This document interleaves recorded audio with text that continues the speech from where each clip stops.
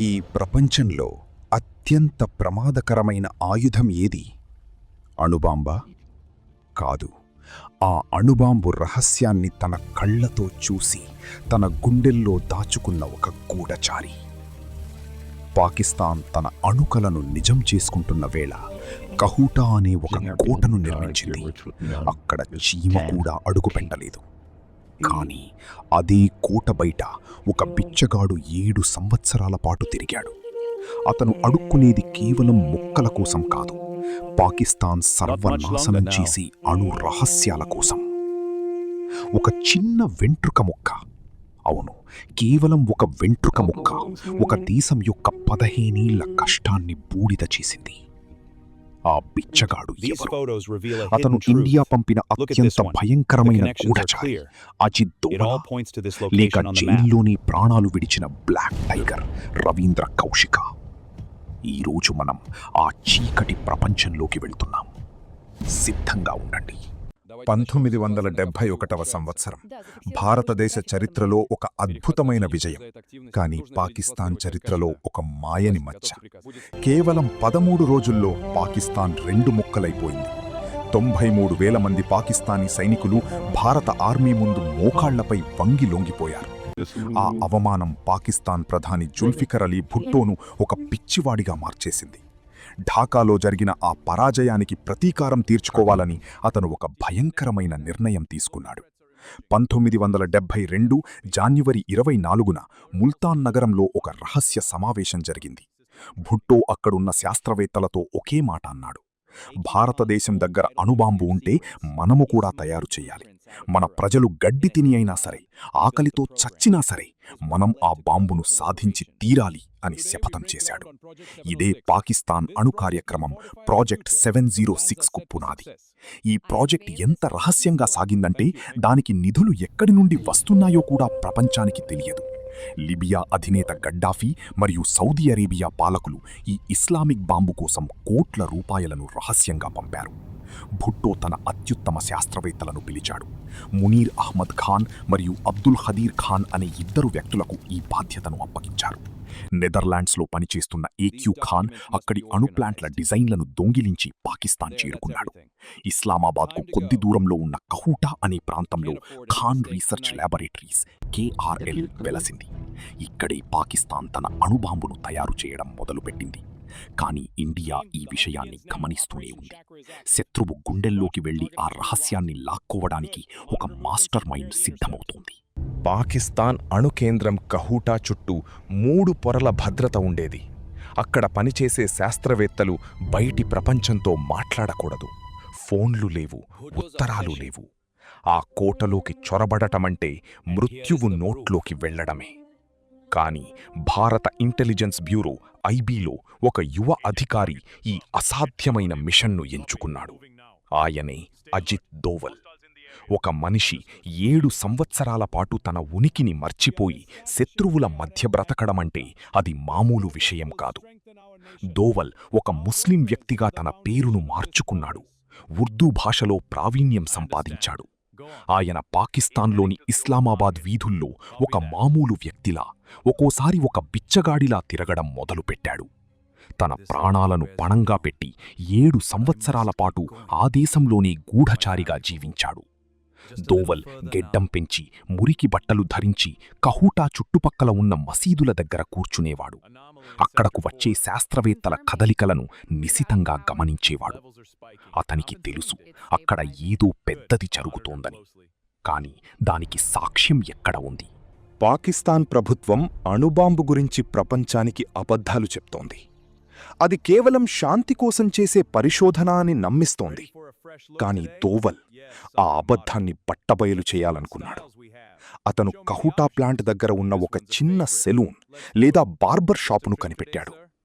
ఆ షాపుకు కహూటాలో పనిచేసే శాస్త్రవేత్తలు జుట్టు కత్తిరించుకోవడానికి వచ్చేవారు. ఒక అద్భుతమైన ప్లాన్ దోవల్ మెదడులో మెదిలింది. అక్కడ ఒక చిన్న వెంట్రుక ముక్క కోసం అతను తన జీవితాన్ని పణంగా పెట్టాడు. ఆ రోజు కహుటాలో గాలిలో ఒక రకమైన ఉద్రిక్తత ఉంది. ఒక పాకిస్తానీ అణుశాస్త్రవేత్త సెలూన్లోకి వెళ్లి జుట్టు కత్తిరించుకుని బయటకు వచ్చాడు. దోవల్ వెయిట్ చేస్తున్న క్షణం రానే వచ్చింది. సెలూన్ యజమాని పక్కకు వెళ్లిన తరుణంలో దోవల్ నెమ్మదిగా లోపలికి వెళ్లి నేలమీద పడి ఉన్న ఆ శాస్త్రవేత్త జుట్టుముక్కలను రహస్యంగా సేకరించాడు. మీరడగవచ్చు, ఒక జుట్టుముక్కతో అణురహస్యం ఎలా దొరుకుతుందని? ఇక్కడే అసలు ట్విస్ట్ ఉంది. యురేనియం శుద్ధి చేసే ప్లాంట్లలో పనిచేసే వ్యక్తుల శరీరంలోకి రేడియేషన్ వెళ్తుంది. ఆ రేడియేషన్ ప్రభావం వారి జుట్టులో, కోళ్లలో స్పష్టంగా కనిపిస్తుంది. దోవల్ సేకరించిన ఆ వెంట్రుకలను రహస్యంగా భారతదేశానికి పంపారు. ఢిల్లీలోని ల్యాబొరేటరీలలో వాటిని పరీక్షించినప్పుడు అందులో అత్యధిక స్థాయిలో రేడియేషన్ మరియు ఎన్రిచ్డ్ యురేనియం రేణువులు కనిపించాయి. ఇదే అతి పెద్ద సాక్ష్యం. పాకిస్తాన్ అబద్ధం చెప్తోందని, వారు బాంబు తయారు చేస్తున్నారని ఇండియాకు ఖచ్చితంగా తెలిసిపోయింది. ఈ సమాచారం అప్పటి ప్రధాని ఇందిరాగాంధీకి చేరింది. భారతదేశం ఈ సాక్ష్యాన్ని ప్రపంచ దేశాల ముందు పెట్టింది. అమెరికా మరియు ఫ్రాన్స్ దేశాలు పాకిస్తాన్పై తీవ్రమైన ఆంక్షలు విధించాయి. ఫ్రాన్స్ దేశం పాకిస్తాన్కు ఇవ్వాల్సిన అణుపరికరాలను నిలిపివేసింది. దీనివల్ల పాకిస్తాన్ అణుకార్యక్రమం దాదాపు 15 ఏళ్లపాటు వెనక్కి వెళ్లిపోయింది. ఒక బిచ్చగాడి వేషంలో ఉన్న ఒక భారతీయుడు ఒక చిన్న వెంట్రుక ముక్కతో పాకిస్తాన్ గర్వాన్ని అణిచివేశాడు. కాని ఈ విజయానికి వెనుక ఒక చీకటి కథ కూడా ఉంది. గూఢచారిగా వెళ్లిన ప్రతి ఒక్కరూ అజిత్ దోవల్లాగా అదృష్టవంతులు కాదు. కొందరు జైలు గోడల మధ్యే ప్రాణాలు విడిచారు. ఒకవేళ అజిత్ దోవల్ ఒక విజయవంతమైన గూఢచారి అయితే రవీంద్ర కౌశిక్ ఒక అమరవీరుడు. రవీంద్ర కౌశిక్ రాజస్థాన్కు చెందిన ఒక అద్భుతమైన థియేటర్ ఆర్టిస్ట్. అతని నటనను చూసిన రా అధికారులు అతన్ని ఒక అత్యంత రహస్య మిషన్ కోసం ఎంపిక చేశారు. 1975లో కేవలం 23 ఏళ్ల వయస్సులో రవీంద్ర కౌశిక్ తన పేరును నబీ అహ్మద్ షాకిర్గా మార్చుకుని పాకిస్తాన్లో అడుగుపెట్టాడు. అతనక్కడ ఎంతలా కలిసిపోయాడంటే కరాచీ యూనివర్సిటీలో లా డిగ్రీ పూర్తి చేసి ఏకంగా పాకిస్తాన్ ఆర్మీలోనే చేరిపోయాడు. అవును, మీరు విన్నది నిజం. ఒక భారతీయుడు పాకిస్తాన్ ఆర్మీలో మేజర్ స్థాయికి ఎదిగాడు. తన ప్రాణాలను పణంగా పెట్టి పాకిస్తాన్ ఆర్మీకి సంబంధించిన అత్యంత రహస్య పత్రాలను ఇండియాకు పంపేవాడు. ప్రధాని ఇందిరాగాంధీ ఆయనకు బ్లాక్ టైగర్ అనే బిరుదు ఇచ్చారు. కాని 1983లో విధి వక్రించింది. రవీంద్రను కలవడానికి రా పంపిన మరొక చిన్న గూఢచారి ఇనాయత్ మసీ పాకిస్తాన్ ఇంటెలిజెన్స్ ISIకి దొరికిపోయాడు. దారుణమైన హింసను భరించలేక అతను రవీంద్ర కౌశిక్ అసలు పేరును బయటపెట్టాడు. రవీంద్రను అరెస్టు చేసి సియాల్కోట్ ఇంటరాగేషన్ సెంటర్లో 2 సంవత్సరాల పాటు నరకం చూపించారు. అతను ఏ రోజూ ఇండియా రహస్యాలను బయటపెట్టలేదు. చివరికి అతనికి మరణశిక్ష పడింది. కాని దానిని జీవిత ఖైదుగా మార్చారు. 16 ఏళ్లపాటు పాకిస్తాన్ జైళ్లలో మగ్గిపోయిన ఆ వీరుడు 2001లో క్షయవ్యాధితో మరణించాడు. జైలు నుండి అతను తన కుటుంబానికి రాసిన ఉత్తరాలు చదివితే ఎవరికైనా కన్నీళ్లు వస్తాయి. నాలాంటి వాళ్లు దేశం కోసం ఇచ్చే బలిదానానికి ఇదేనా ప్రతిఫలం అని ఆయన ప్రశ్నించారు. పాకిస్తాన్ అణుకార్యక్రమం చుట్టూ ఒక రకమైన శాపముందని చాలామంది నమ్ముతారు. ఆ ప్రాజెక్ట్ కోసం పనిచేసిన లేదా దానికి కారణమైన ప్రతి ఒక్కరూ వింతైన లేదా విషాదకరమైన రీతిలో అంతమైపోయారు. మొదటగా ఈ ప్రాజెక్ట్కు శ్రీకారం చుట్టిన జుల్ఫికర్ అలీ భుట్టోను చూడండి. తను పెంచి పోషించిన జనరల్ జియాఉల్ హక్ చేతిలోనే ఆయన ఉరితీయబడ్డాడు. ఉరిపడటానికి ముందు ఆయన రాసిన ఇఫ్ ఐ యామ్ అసాసినేటెడ్ అనే పుస్తకంలో అణు రహస్యాల గురించి ఎన్నో విషయాలు చెప్పారు. ఆ తర్వాత జనరల్ జియాఉల్ హక్ కూడా ఒక విమాన ప్రమాదంలో అనుమానాస్పద స్థితిలో మరణించాడు. ఆ విమానం గాలిలోనే పేలిపోయింది. ఇప్పటికీ అది ఎలా జరిగిందో ఎవరికీ తెలియదు. ఇక అణు పితామహుడు అని పిలువబడే ఏక్యూ ఖాన్ పరిస్థితి ఇంకా ఘోరం. ప్రపంచవ్యాప్తంగా అణు రహస్యాలను అమ్మేస్తున్నాడనే ఆరోపణలతో అతను తన సొంత దేశంలోనే గృహ నిర్బంధంలో ఉండాల్సి వచ్చింది. తన చివరి రోజుల్లో అతను ఒంటరిగా ఎవరికీ తెలియకుండా మరణించాడు.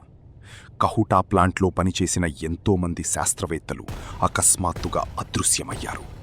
దీనినే కహుటా శాపం అని పిలుస్తారు. రేడియేషన్ వల్ల అక్కడ పనిచేసే కార్మికులు వింత వ్యాధులకు గురయ్యేవారు.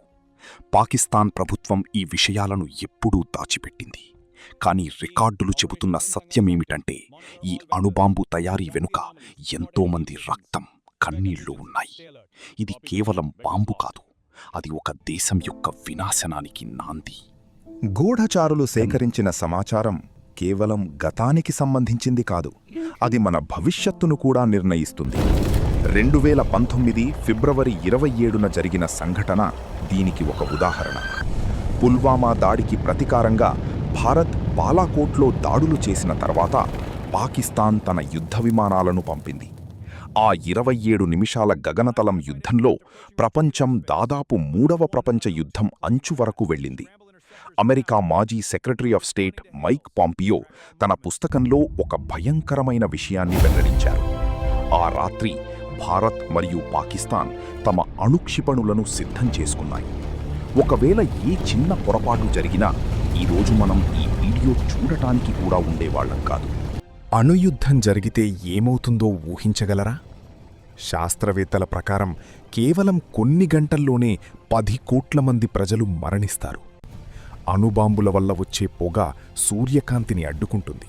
దీనివల్ల న్యూక్లియర్ వింటర్ ఏర్పడుతుంది. 10 ఏళ్లపాటు భూమి మీద సూర్యుడు కనిపించడు, పంటలు పండవు, బిలియన్ల కొద్దీ ప్రజలు ఆకలితో చనిపోతారు.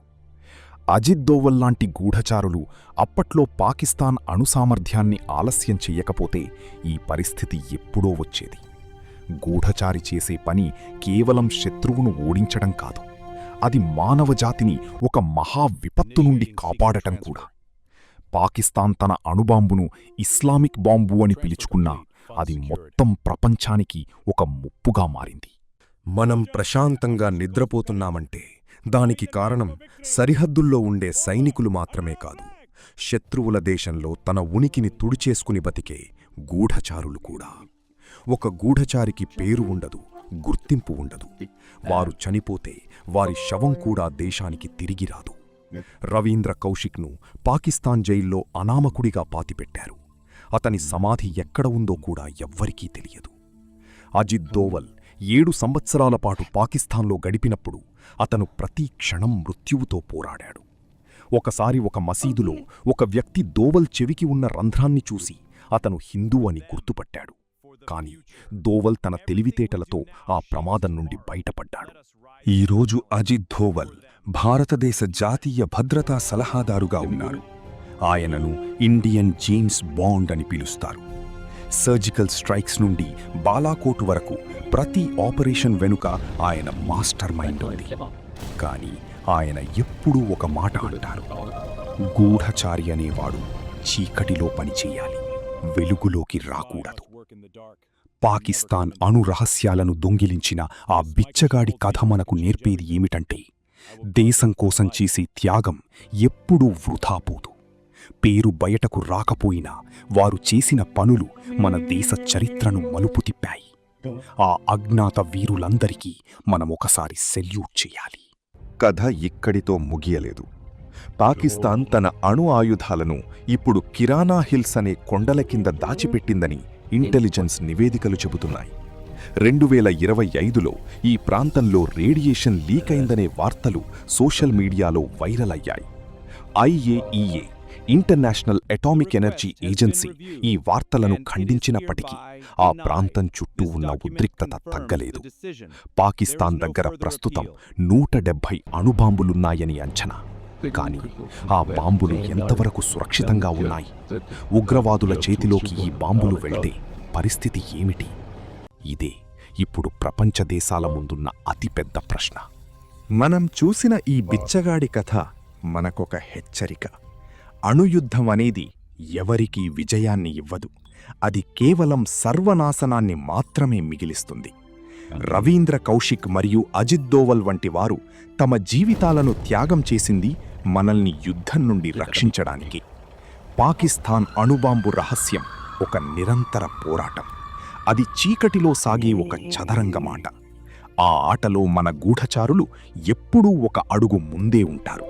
కానీ శత్రువు కూడా నిద్రపోవడం లేదు. ఈ పోరాటం ఇలాగే సాగుతూనే ఉంటుంది. ఈ రహస్యాలు, ఈ త్యాగాలు మన దేశ భద్రతకు పునాదులు. దేశం కోసం ప్రాణాలిచ్చే సైనికుడి గురించి అందరికీ తెలుసు. కాని దేశం కోసం తన పేరును, తన బతుకును అర్పించే గూఢచారి గురించి ఎవ్వరికీ తెలియదు.